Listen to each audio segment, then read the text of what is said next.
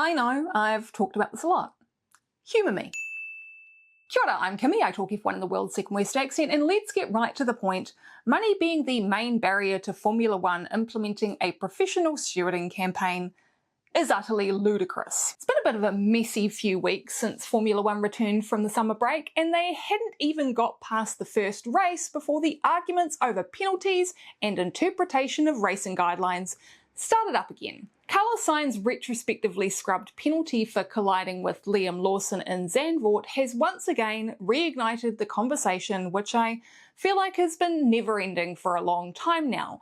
But I think it's one that we all need to kind of keep banging on about, because the reasoning behind not having pro referees in the world's most expensive and one of its most lucrative sports is a pretty weak excuse. Sainz is understandably, as one of the directors of the GPDA, one of the people in favour of moving away from the voluntary system currently in place. In Baku, he gave comment about the frustration around not knowing outcomes until after the race, how difficult it can be to understand how the rules and guidelines will be interpreted at each event due to the rotating stewards, and when asked about the financial excuse, he admitted he's not really a finance guy, but he had the following to say. I think we shouldn't care about who pays, because there's enough money in this sport to pay those salaries the same way that there's enough money in the sport to pay the salaries of all the other people.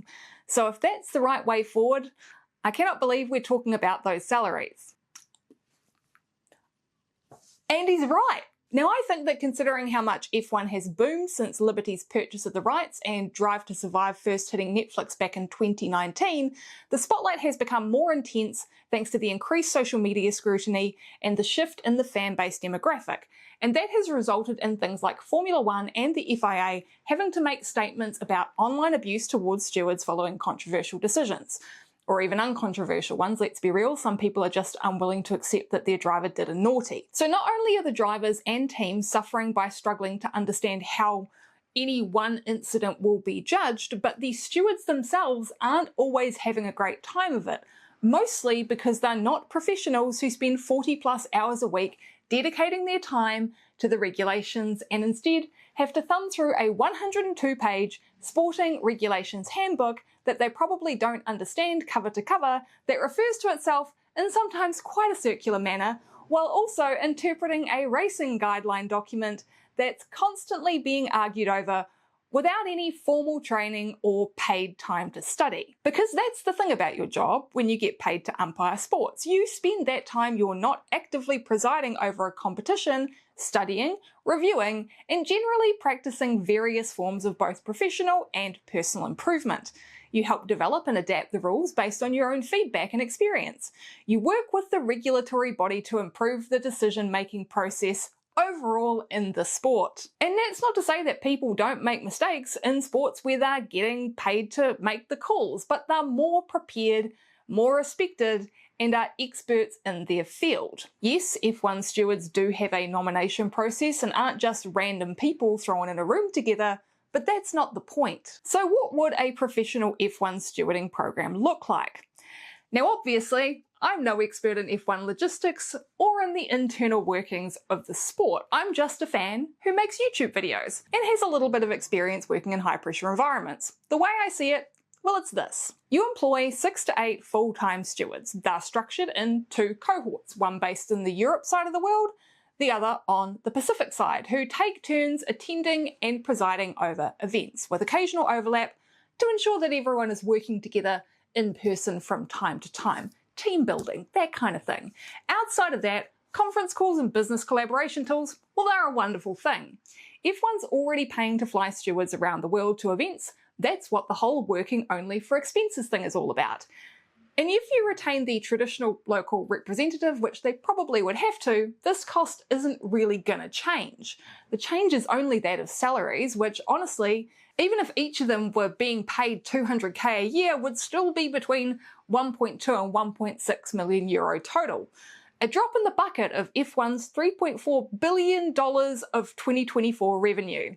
And no, revenue isn't profit, but that was reportedly somewhere in the region of about $790 million US last year, operating at a 23% margin. So sorry, this cash money excuse isn't gonna fly with me. This can't be about money. Even if the FIA and Formula One management are arguing over who has to take the hit, it's a dumb argument. Liberty Media lease the rights to the sport, therefore they also take over responsibility of paying everyone who contributes to the smooth running of its events, including stewards. And if they're quibbling over, at absolute most, paying for luxury hotels and business class flights to every destination and 3-course gourmet meals including salaries, but probably still is well under €3 million for an entire season, or less than 0.5% of 2024 profits. This has to be more about the politics behind the scenes than it is about the cost. Because there's other factors at play here. People who historically have been kept relevant, or whose influences had more gravitas due to their status as a steward, or the agreements to have a local representative from each host country and how those would be managed or remunerated. The fact that having the same 8 people making decisions on a rotating roster could spark even more claims of bias than before. But the thing is, even regarding the bias thing, if there is clear evidence of it, when you're employing someone and there's an agreement in place that they will act in a certain manner as required by their position and their contract, well, you have recourse there. And it's not like perceived bias doesn't already exist. All of these arguments have rebuttals. Then there's the matter of remuneration and the need to seek alternative income sources. And I've already discussed this one at length in the past, but you can contractually require that these people, these professionals, do not provide punditry services for sports betting sites to take a payday as it reflects negatively on the sport and how it's perceived, rather than just cross that bridge when you come to it and the scrutiny gets a little bit too much for your liking, which obviously is something that's officially frowned upon now after the whole Johnny Herbert fiasco, but the fact that it was even something that was happening in the first place was, quite frankly, bizarre. The other thing I want to talk about is the added benefit to this whole concept. The career of a racing driver can be pretty short, especially if you retire due to injury or just your body deciding that it can't do what it used to anymore. Yeah, there's other racing series for those who are still up for it, and for those guys whose F1 careers don't last very long, that's kind of the only option unless they completely pivot or do what everyone else does and go into either punditry work, commentary, or driver management. But if you add professional steward to the list of career pathways for more contemporary F1 drivers, you are not only giving another option to some people who have dedicated their entire lives to getting really good at a one thing, but you're also filling the room with people who arguably are in the best position to make nuanced decisions and be able to both stand by them after the fact and have more credibility when explaining a decision to the people involved in an incident. It's all well and good having guys who drove in the early 90s running the show, but the sport's changed, man. No, not everyone would want to do such a thankless job and go back to that amount of travel, but even just 3 or 4 guys from the last decade keep involved in the sport, help to make it better. And you don't have to stand in front of a camera and talk and do live broadcasts like your Brundles or your Palmers or your Chandocks. Fresher faces, they already have a pretty damn good base knowledge of the rulebook and the regulations in most instances. Not that it would ever happen, but just imagine how someone like Max Verstappen and his incredibly granular knowledge of the sporting regulations would benefit the stewards room.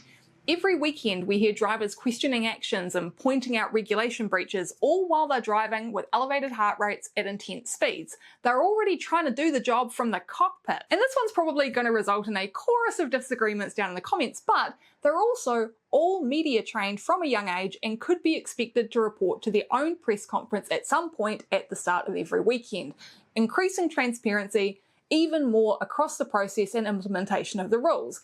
This isn't something I would support at the moment considering the state of the system, but as soon as you start paying a decent salary, you can start expecting accountability and can put it on the job description. And I know that that's a controversial take that's being forever debated in just about every sport, and I do disagree with the concept in the vast majority of them. But F1's incredibly complex set of rules and guidelines means that sometimes I think that fronting up to explain your decision in a formal environment in a very factual manner is better than feeding off the record information to the right people or talking to take my bet I love gamblingaddictions.com, or being hounded on Twitter by people who fundamentally misunderstand a decision and aren't one of the 0.0001% of people who actually read the documents. And I haven't even talked about how all this could lead to a more robust training process for people moving into race control positions, resolving some of the succession plan issues we've seen in the last few years since Michael Massey's untimely demise. Maybe it's not just 6 to 8 people, maybe it's 10 or it's 12, with 4 not actively presiding over races, but helping to inform and guide while working toward taking one of the travelling positions in the future, or maybe even a race director position for a support series. This whole program can be implemented in ways that benefit motorsport on a much broader scale, and at the moment Formula One and the FIA are just whining about spending a few million euro at most on something they seem to refuse will not only improve their relationship with teams and drivers, but also their public perception.